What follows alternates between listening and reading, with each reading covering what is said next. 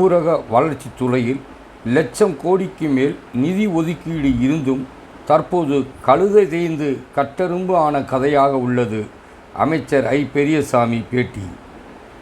முன்னாள் முதல்வர் அண்ணா தினத்தை முன்னிட்டு திண்டுக்கல் அண்ணா சிலைக்கு அமைச்சர் ஐ. பெரியசாமி மாலை அணிவித்தார். ஊரக வளர்ச்சித்துறை அமைச்சர் ஐ. பெரியசாமி செய்தியாளர்களை சந்தித்து பேசும்போது, மத்திய பாஜக அரசு பட்ஜெட்டில் தமிழ்நாட்டிற்கு எந்த அறிவிப்பும் செய்யவில்லை.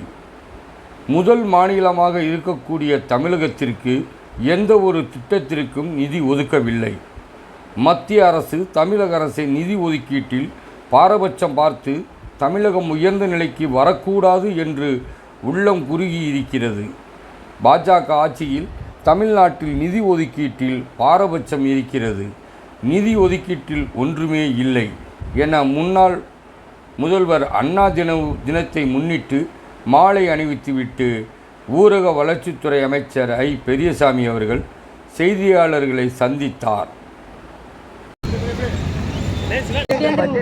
பட்ஜெட் இல்லை பட்ஜெட் நீங்கள் பார்த்தே இல்லை. அதாவது ஒரே ஒரு நான் அதிகமாக சொல்ல விரும்பலை, ஊரக வளர்ச்சித்துறையில் மட்டும் சொல்கிறேன். லட்சம் கோடிக்கு மேலே இருந்தது கழுதை தேஞ்சு கட்டெறும்பான கதையாக இருக்குது. பிஜேபி ஆட்சியில் 1,00,000 கோடிக்கு மேலே இருந்த அந்த நிதி ஒதுக்கீடு கடந்த ஆண்டு 86,000 கோடின்னு அறிவித்தாங்க. அதில் முன்னாடி போன ஆண்டு நடந்த பணிகளுக்காக கிட்டத்தட்ட 10,000 கோடிக்கு மேலே அதில் குறைச்சிட்டாங்க. இந்த 86,000ங்கிறது கிட்டத்தட்ட 76,000 70 தான் இருக்கும்.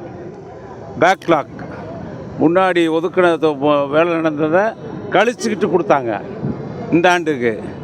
இப்போ அறிவிச்சிருக்காங்க. அப்போ போன முந்தின ஆண்டை கழித்ததையும் இந்த ஆண்டு கழிகிறதையும் பார்த்தா நிதி குறையும்.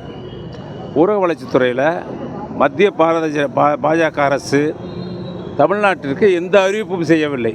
நீங்களே பார்த்து பத்திரிக்கையில் ஏதாவது ஒரு அறிவிப்பு இருக்கா? தமிழ்நாடு உலகமே திரும்பி பார்க்கக்கூடிய அளவிற்கு தமிழக முதல்வர் தளபதி அவர்கள் ஆட்சி செய்து கொண்டிருக்கிறார்கள். அந்த அளவிற்கு திட்டங்கள் நிறைவேற்றப்பட்டிருக்கிறது. மற்ற மாநிலங்கள்லாம் தமிழகத்தை வந்து பார்த்துத்தான் ஒரு காரியத்தை செய்ய வேண்டும் என்கிற நிலை இன்றைக்கு இந்தியாவில் இருக்கிறது. ஆக ஒரு தலைசிறந்த மாநிலமாக, தலைசிறந்த முதல்வராக, மிகச் சிறப்பாக ஆட்சி செய்து கொண்டிருக்கின்ற முதல் நிலையில் இருக்கக்கூடிய முதல் மாநிலமாக இருக்கக்கூடிய தமிழகத்திற்கு மத்திய அரசு எந்த திட்டத்திற்கும் குறிப்பாக நிதி ஒதுக்கவில்லை. ஒன்று ரயில்வே திட்டம், மற்ற ஏனைய திட்டங்கள் எத்தனையோ திட்டங்கள் கேட்டிருக்காங்க. மெட்ரோ கேட்டிருக்காங்க, கோயம்புத்தூர் கேட்டிருக்காங்க, மதுரை கேட்டிருக்காங்க. எங்கே ஒதுக்கியிருக்காங்க? எதுவுமே ஒதுக்கலை. ஆக மத்திய அரசு தமிழக அரசை நிதி ஒதுக்கீட்டில் பாரபட்சம் பார்த்து தமிழகம் உயர்ந்த நிலைக்கு வரக்கூடாது என்ற அவர்கள் இருக்கக்கூடிய உள்ளம் குறுகி இருக்கிறது. மத்திய பாரதிய ஜனதா கட்சியினுடைய ஆட்சியில் தமிழ்நாட்டிற்கு நிதி ஒதுக்கீடு செய்வதில் பாரபட்சம் இருக்கிறது. அதான் நிதிநிலை அறிக்கை, வேறு ஒன்றும் கிடையாது. நிதிநிலை அறிக்கையில் ஒன்றுமே இல்லை. நாங்கள் இப்போ கூட 9 லட்சம் பேருக்கு முதலமைச்சர் சொல்லி தினமும் 9 லட்சம் பேருக்கு வேலை கொடுக்குறோம். இல்லைன்னு சொல்கிறதில்ல. 100 நாள் வேலை திட்டம் எங்கள் கண்ணு மாதிரி. எங்கள் முத்தமிழறிஞர் கலைஞரும் சோனியா காந்தியும் கொண்டு வந்த திட்டம் ஏழை எளிய மக்களுக்கு, இந்தியாவில் இருக்கக்கூடிய 120 கோடி ஏழை எளிய மக்களுக்காக, கிராமப்புறத்தில் இருக்கின்ற ஏழை எளிய மக்களுக்காக கொண்டு வரப்பட்ட திட்டம். சிறப்பான திட்டம், இருக்கிறதுல ரொம்ப சிறப்பான திட்டம். உங்களுக்கு தெரியும், தமிழ்நாட்டில் வந்து 80,000 கிராமங்கள் இருக்குது, 12,525 ஊராட்சி இருக்குது.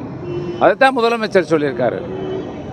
கிராமங்கள் வாழணும்னா ஏழை எளிய மக்களுக்கு அந்த உத்தரவாதத்தை, வேலைவாய்ப்பு உத்தரவாதத்தை தமிழ்நாடு அரசு முதலமைச்சர் உறுதி செய்கிறார்.